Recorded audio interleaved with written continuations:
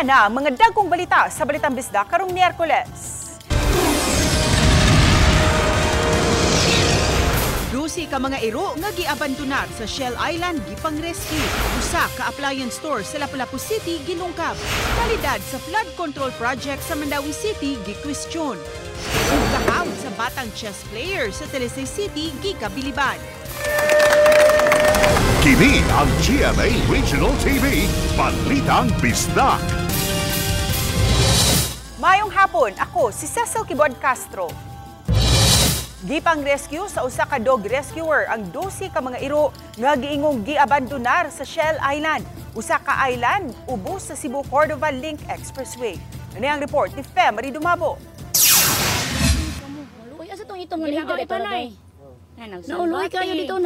Adunay matud pa kapin sa 30 ka mga iro nga giabandona dinhi sa Shell Island, isla nga makita naa sa ubos sa Sislex. Ang mga lugar iya sa lungsod sa Cordova. Ang mga iro ang gihulagway nga niwang na kaayo. Anaga ni uban ang maningkamot na lang sa pagpangita og pagkaon sa gianod nga mga basura diha sa baybayon. Matud pa ang mga iro gipapahatod sa mga tag-iya niini sakay sa pambot ug musuhol lang og 100 o 200 pesos.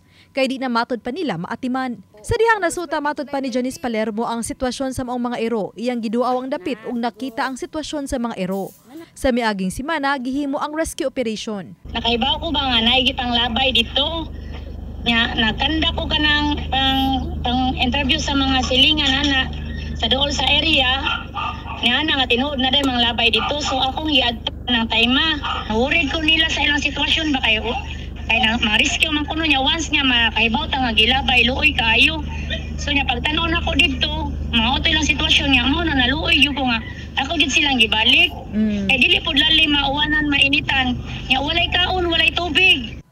Apan 12 lang ang iyang na-rescue, kaya ang kapinsa na po idlas pa kaayo. Ug ang uban adunay matud pa ni angkol nga tag-iya sa mga iro nga diha sa isla nagpuyo. Ang mga iro gidala ni Palermo sa iyang dog shelter sa Carcar City. Kauban na sa uban pang na-rescue nga iro usod na sa duha ka tuig. Gobyerno og sa publiko nga magkahiusat ang tanan, magtinabangay ta nga maluwas ang mga stray kay luoy jud kayo sila ba sa ilang kahimtang. Dili ninyo makaya panindigan ba? Ayaw mo pagbuhi kay ang pagbuhi iro lifetime na dili kay ingon nga 1 month ra na. Bato di Cebu City Veterinarian Dr. Alice Utlang nga gisusi na ang gingong gipang abandona nga mga iro. Check og nag-investigate og kinsa ang nagpahato didto, no? So ang ato ang gikuan karon gahuwat mi adtong report. If it is found out nga taga Cebu City gyud gikan ana nga area diha nga barangay atong pangitaon because under the law RA 8485 that is abandonment, no? So naay multa na nga 5,000, pwede pud siyang finean og kaso. Og sa ilang bahin mipadala sila og suwat sa mayor sa Cordova aron mananghid nga maduaw sila sa isla, mupahigayon og feeding, bakuna og pagpangkapon og ligate sa mga nahibiling iro. Gischedule na usab nila og kapon og ligate ang mga irong na-rescue ni Palermo karong Setyembre. Cordova na. So katong pag-ingon na nga nag-rescue didto, dili mi nag-adto kay di mi mag-apil-apil kay ma-charge o niya mi ba kay di man na among area. But we offer nga ang katong mga iro didto kapon og ligate among kapon og ligate libre. Oba ni Cleofer Lumayag, Fe Marie Dumabok. Balitang Bisdak.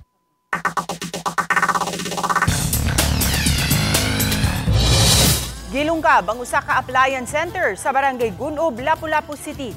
Kapin sa 70 mil pesos na cash ang nadagit. Si Luan Mirondina sa report. Alauna 24 sa kadlaw niadtong Biyernes, August 15, nakuhaan sa CCTV sa Barangay Gunob ang pag-agi niining usa ka e-bike sa A Tumulak Street ug ni park sa iskina sa motorball. Gimaneho kini sa usa ka batanong lalaki ug may sakay nga duha usab ka mga batanong lalaki. Human sa 10 minutos ni kanaog ang usa ka batanong lalaki nga daw nagpasumangil nga nangihi, dagkot og sigarilyo sa nagmaneho sa e-bike ug naglingi-lingi sa palibot. Dayon labang paingon sa atbang nga establishmento. Unang gipunteriya sa batanong sospek ang multicab nga nagpark at tubangan sa usa ka appliance center ug gisuwayan pagkawat ang battery niini. Apan kay giwelding ang frame sa butanganan sa battery, naglisod pagkuha ang sospek. Nakabantay hinuon siya nga may maagian paingon sa kisame, busa ni katkat siya sa paril paingon sa kisame ug didto siya nilapos sa CR sa appliance center. Gipang-ukay niya ang mga gamit sulod sa appliance center ug nakuha sa drawer sa corporate secretary ang kapin sa 71,000 pesos nga halin. Matod sa corporate secretary sa appliance center, matag Sabado siya mag-remit sa ilang halin ug kumpiyansa siyang way makahilabot niini kay nakalakman ang drawer ug hitsa sila sa mga CCTV ug nakalak usab ang ilang roll-up door. Sa pila ka years mong gud mo diri ma'am uy. Murag kuan ba na timingan lang jud. Niadtong nakalabayng buwan, nakawatan usab og battery ang usa sa mga sakyanan sa ilang tindahan ug ang maong mga batan-on ang ilang gisuspitsahan. Pagka Lunes, August 18, nitahan kang Guno Barangay Captain Carl Steven Wiggle ang 19 anyos nga nagmaneho sa e-bike ug giuli ang 22,000 pesos nga bahin niya sa nakawat nga salapi. Gisurrender siya siyang uyuan kay kaybaw siya nga since siya may saktong edad, katutang duha nga nangawat nga mastermind na gunsa ang sa maadto sa saktong edad kay matud pas balaod di man daw magawngan ang bata sa pagbuhat magawngan daw ang bata sa pagbuhat sa krimen. So that's the reason nga ni surrender siya mamnuan kay kibaw siya ang tanan sa mapadung niya. Sa iyang pagtahan, gibutyag usab niya ang identity sa duha pa niya ka mga kauban ug gisubay gilayon kini sa mga sakop sa Police Station 3. Din hinasuta nga pulos minor de edad ang iyang mga kauban. Ang nikatkat sa kisame ug nanglungkab sa appliance center usa ka 15 anyos nga lalaking taga Barangay Basak. Samtang ang kauban niyang nagsilbing lookout taga Barangay Basak usab nga nag-edad og 14 anyos. Custody na sa home care ang atong 15 years old. Then kaning 14 years old is nasa custody sa ginikanan considering basta below 15 ka naagi ka sa custody sa imong ginikanan. Dili pa ka pwede mapailag kaso at the same time mag-agi lang kang intervention sa DSWD.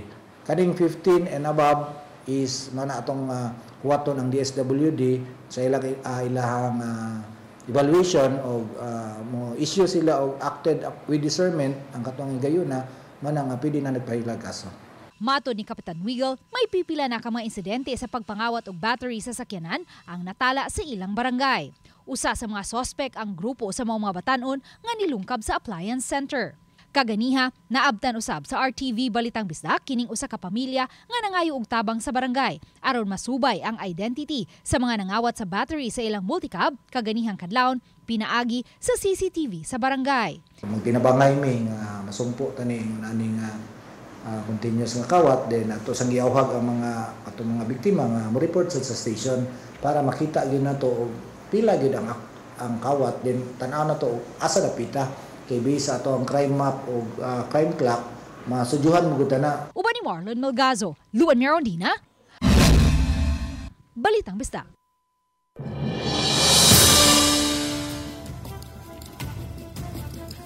Flood control project sa Mandawi City nahunlak netong Biyernes atol sa pagbunok sa kusog nga uwan. Ug karong hapon nagpatawag og presscon ang kadagkuan sa DPWH. Niko si hinungdan nga nahunlak ang nahisgutang flood control project sa Mandawi. Yes, gipasabot sa ilang press conference karong hapon sa DPWH kung sa mga sirkumstansya nganong nahunlak kanong nibigay gyud kining maong flood control structure apan gipasabot nila nga pulido kining maong istruktura. Nibigay ang moabot sa 20 metros sa maong istruktura sakop na sa may sitio Lubang, Kasuntingan. Matod sa DPWH, wa damha ngang tubig nagikan sa likod nga bahin. Nisud sa parte nga wa pa natiwas ang riprap ug maoy gihimong agianan sa heavy equipment sa mga nagtrabaho sa dapit. Wala matud pa nagasugakod ang istruktura sa bulog sa tubig sa likod.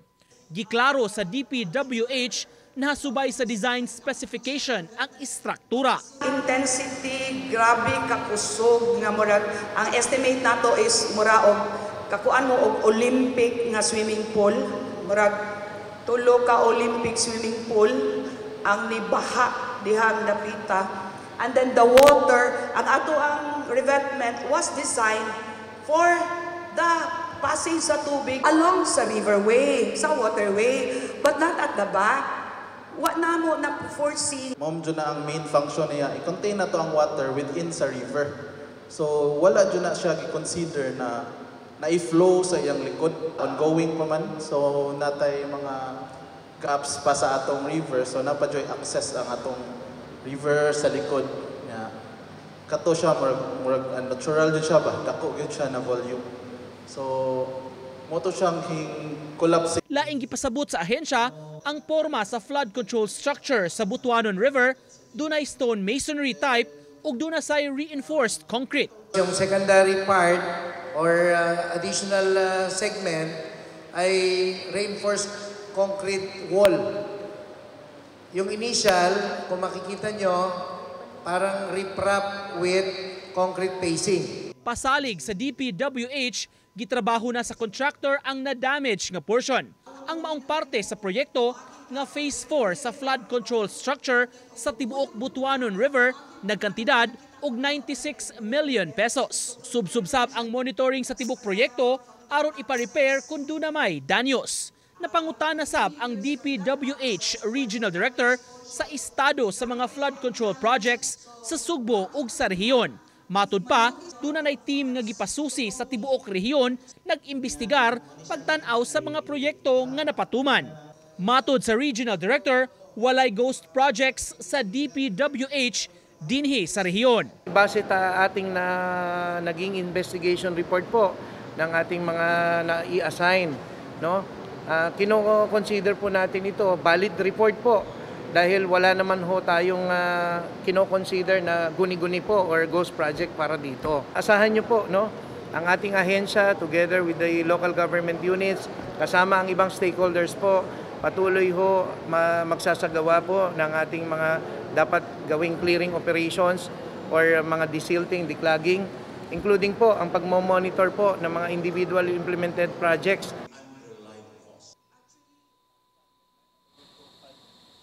Subay ni Cesab ang pag-awhag nila sa katauhan nga mopahibaw sa DPWH kung dunay ma-monitor o mabantayan sa mga proyekto sa lain-lain nga mga komunidad. Mopahibaw kanila aron sab nga kung ugaling dunay problema mahimuan nila kini og aksyon. Ses? Dagang salamat, Miko Sereno. Patay ang usa ka 29 anyos nga lalaki human po sila kagahapon, kagabii sa barangay Campo 7 sa lungsod sa Minglanilla. Nagmaneho ang biktima sa iyang motorsiklo angkas ang 28 anyos nga babay nga si alias May, gikan sa Dakbayan sa Talisay ug padung matud pa sa Toledo City. Sa pag-abot nila sa maong lugar, kalit nga mitapad kanila ang usa ka lalaki nga nakamotorsiklo ug dayon pusil sa biktima nga naigo sa agtang. Dead on the spot ang biktima. Sa inisyal nga pakisusi sa kapulisan, nailhan ang sospek sa pagpamusil nga taga Campo 7 lungsod sa Minglanilla. Nasuta nga ang sospek kanhi kapuyo ni alias May. Selos ang gitan-aw karon nga motibo sa krimen. Na-recover sa mga pulis ang motorsiklo nga gigamit sa mamumuno nga padayon pang gipangita sa kapulisan. Kini ang GMA Regional TV, Balitang Bisdak.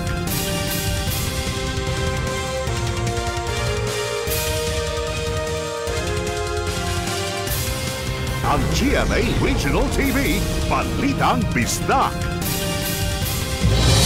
Nagusbat ug dili na magamit ang bag-ulang na turnover na patient transport vehicle sa lungsod sa Katarman, Northern Samar. Ang maong PTV lakip sa 124 ka mga PTV nga giapod-apod sa mga lungsod ug syudad sa Eastern Visayas ni Presidente Ferdinand Bongbong Marcos Jr. niadtong Lunes sa Ormoc City. Nalimbuad ang PTV dihang nagdagan sa Barangay Gitigo, Lope de Vega sa Northern Samar tungang gabii ni adtong Lunes. Sa investigasyon sa kapulisan sa Lope de Vega, migawas nga nawad-an matud pa og kontrol sa manobela ang 41 anyos nga driver sa PTV dihang iyang gilikayan ang kabaw nga kalitlang milabang sa kalsada. Tungod sa baga nga fog ug kusog nga uwan, limitado matud pa ang visibility sa lugar. Nahulog ang PTV sa kilid sa kalsada. Taliwa sa kondisyon sa sakyanan nga dili na magamit, luwas ra hinuon ang driver. Gipasabot ni Katarman Mayor Dayan Isidera Rosales nga nag-coordinate na ang iyang buhatan sa PCSO nga maoy midonar sa mga PTV. Pag-collaborate sa PCSO sa atong General Manager assigned dito sa Northern Samar nga ini tabo nga incident. And with that, naghatag man assurance sa aton an PCSO nga bubuligan kit pag-assister para maklaim taman liwat an insurance. Duha ang nakalas sa aksidente sa may MG Cuenco Avenue, Barangay Hipodromo, ning Dakbayan sa Sugbo.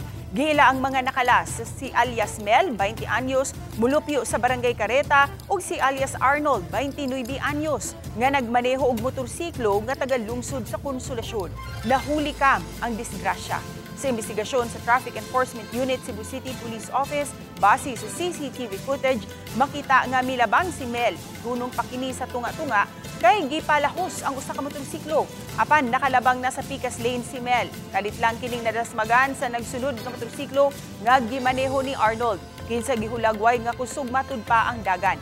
Gumikan sa kakusog sa impact, nalabay si Mel sa Picas nga lane ug mitugpa tungod gayud sa ligid sa miaging truck sa likod nga bahin ug nalatayan kini. Samtang ang driver sa motorsiklo nga nalagpot usab ang nakaangkon og grabing angol sa lawas. Hinungdan usab sa iyang kamatayon. Ang driver sa truck gikustudiya na sa CCPO.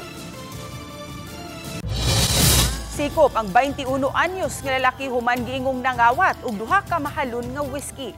Ang duha ka mga botelya sa whiskey gibana-banang bukantidad og 16,000 pesos. Nasakpan ang dinakpan sa security guard sa supermarket sa Barangay Capitol Site nga gabitbit pagawas na unta sa mahalong inimnunon nga wala mabayri. Gila ang dinakpan nga si alias Nino, taga Barangay Guadalupe ning Dakbayan sa Subo. Gi-turn over sa gwardya ang dinakpan sa Police Station 2 sa CCPO. Matud sa kapulisan, giangkon sa dinakpan ang krimen, aron matud pa ibaligya kay ipalit og illegal nga drogas. Nasuta usab nga gikan na sa prisuhan ang dinakpan tungod gihapon sa kaso sa pagpangawa. Kini ang GMA Regional TV, Balitang Bisdak.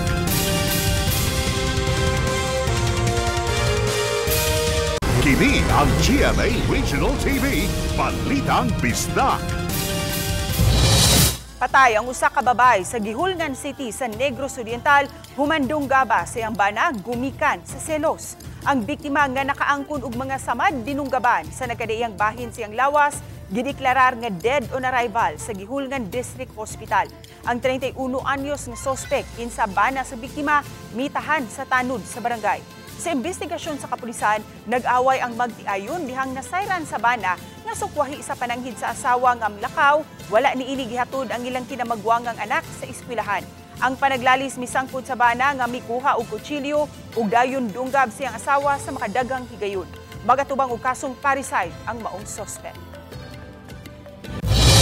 111 sa 120 ka mga octogenarian o nonagenarians nga taga Lapu-Lapu City nakadawat sa ilang tag 10,000 pesos nga cash gift karong adlaw. Ang siyam kanila wala makahigayon pag-claim karong adlaw kay mga importanteng lakaw ug ubang kakulian.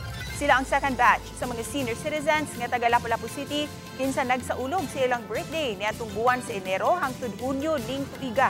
Ug nakatungtong na sa milestone age nga 80, 85, 90 ug 95 years old.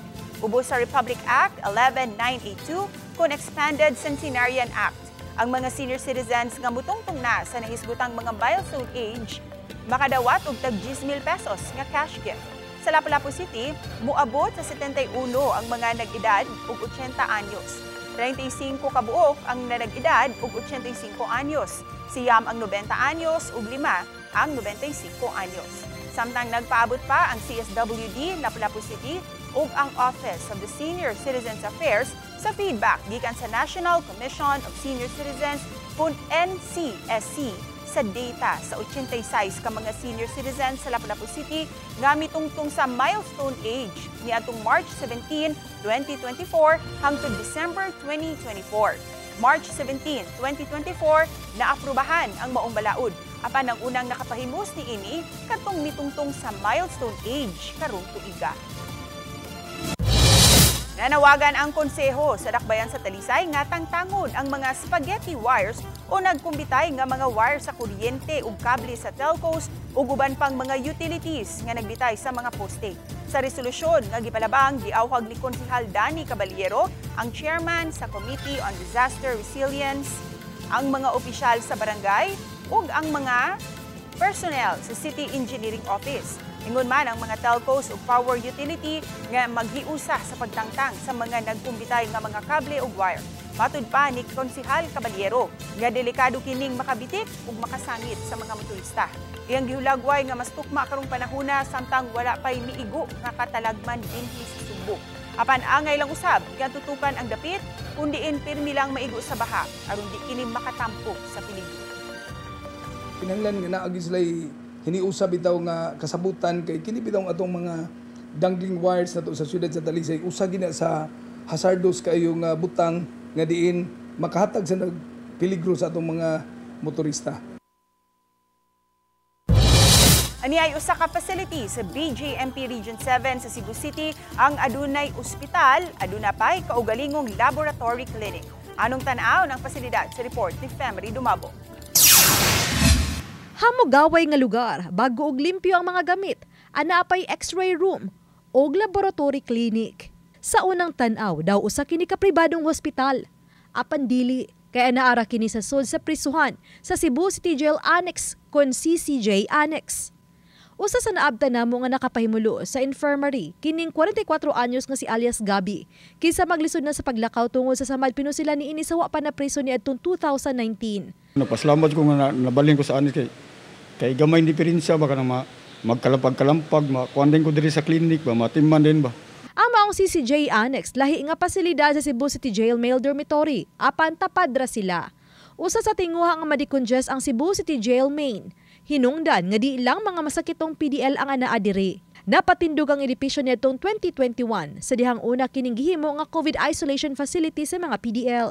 Og niadtong Marso 2023 human na palambo hingpit kini nga nahimong usa sa mga independent BJMP facility. Sagad aniya dinhi ang mga masakiton og high value individuals nga PDL. Sagad sa mga sakit, HIV ug tuberculosis. Aduna sila 5 ka mga nurses, sa ka medtech, radtech, pharmacist ug usa ka roving doctor ug dentist. Aduna gid usab sila pharmacy, ang mga tambal libre alang sa mga PDL. Ato gihimo sa atong mga HIV, although sila may constant reminder lang doon from our health service na proper precaution. Mandate na to is kanang gitawag og tutok gamutan. So kita mismo mohatag nila sa tambal ato silang tan-awon nga ilabig yung giinom ang tambal para ato yung ma-sure nga nag-inom gid sila sa tambal para maayosan sila sa ilang mga gipamati. Kining 56 anyos nga si alias Sharon usa ka LGBT. Kinsa nasuta nga dunay sakit nga HIV ug napaubos lang sa test sa dihang napriso siya ug dinhi na usab na patambalan. Paglayan ni nako nakuanan. Nagkuan na kay mga injection. Na kuan sa mga lucky lang gud ma'am. Pero wa may problema ma'am kay anytime may mistambal diri. Ang pasilidad DOH Certified HIV/AIDS Care Clinic og Certified TB DOTS Package Provider. Aduna kini kapin sa 700 ka mga PDL. Ang capacity niini anaa sa 1,100 ka mga PDL. Aduna kini gym, sports room, library nga by schedule nga maggamit sa mga PDL ug ang limpyo gamugaway kaayo nga visiting area. Ug ganaw sa mga livelihood program, education program aron mo kita og makahuman sa pagtungha ang mga PDL. Although while na preso sila, we do not kani is guilty ka na, ongoing pa man ang ilang kaso, but as much as possible makatabang mi sa ilang reformation na once makalaya sila, makabalik sila sa society, na makatrabaho sila and matarong nila ilang kinabuhi man.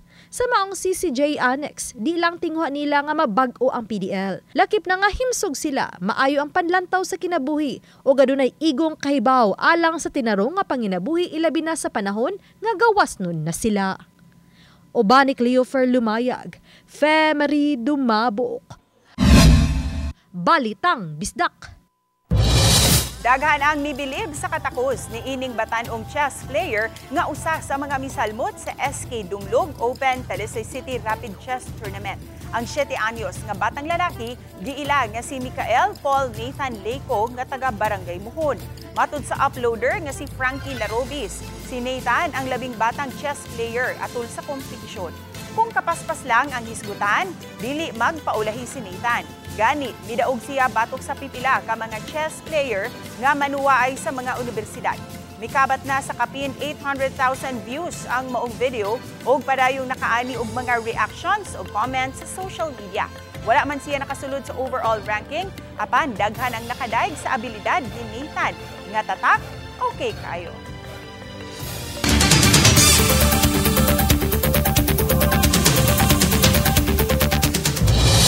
Sugda na karong gabi ang pag-repair sa skywalk sa highway sa Konsolasyon nga tangtangon ug ipa-elevate. Nag-abiso na ang mga otoridad kay may road closure nga mahitabo. Sugod karong alas 10 sa gabi hangtod alas 4 sa kadlawon, himuon ang total closure sa parte sa highway sa Konsolasyon Central School. Bukas hinuon sa mga motorista ang highway kung maadlawan. Unom kagabi nila kining trabahoon hangtod sa kadlawon sa Agosto 26. Tungod niini maghimo og diversion ang Konsolasyon traffic adto na sa may Santa Lucia area sa tanang mga sakyanan. Ang mga di moagi sa highway giabisuhan nga pwede usab sa Kansaga moagi padung sa Mandawi o kaha padung sa norte. Pasabot sa mga opisyales, importante ang trabaho para mapa-elevate ang skywalk nga karong bag-o lang adunay dakong trailer truck nga nasabot. Dili na siya sufficient bitaw karon ka remember kabantay mo nga na anay mga trucks nga tag-as na kayo kanang mga wing van kanang mga inan ana sila mga pako-pako dire unya plus nay uban nga kabaw ilang i-deflate ang ligid ilang kuan og hangin pero maybe kato siya full siguro gyud ka ito siya plus I don't know if na asphalt overlay ba nato somehow na ubos-ubos ba siya live naman siya so medyo maka sinati ka ro buhayan ay ba na tuloy sige sa panawag ro na mo baru mapagay mao ba kung ano may mga persona dyan na may mga sabi mga intelligent nga giputang sa eskina nga may sa itong kuhan kung may mga dito.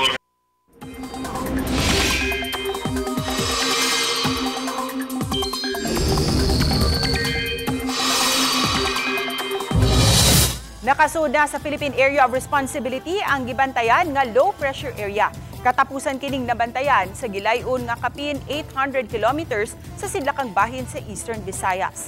Matod sa Pag-asa, anaa ang kahigayunan nga mamahimo kining usa ka bagyo sa mosunod nga mga adlaw.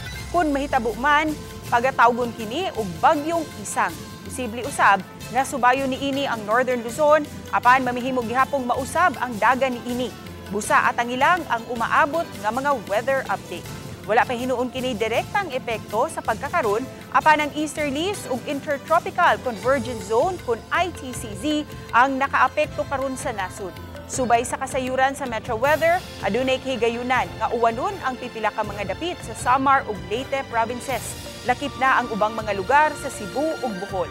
Masinati ang kusog nga uwan nga mamihimong muhatod sa pagbaha o kaha pagdahili sa yuta.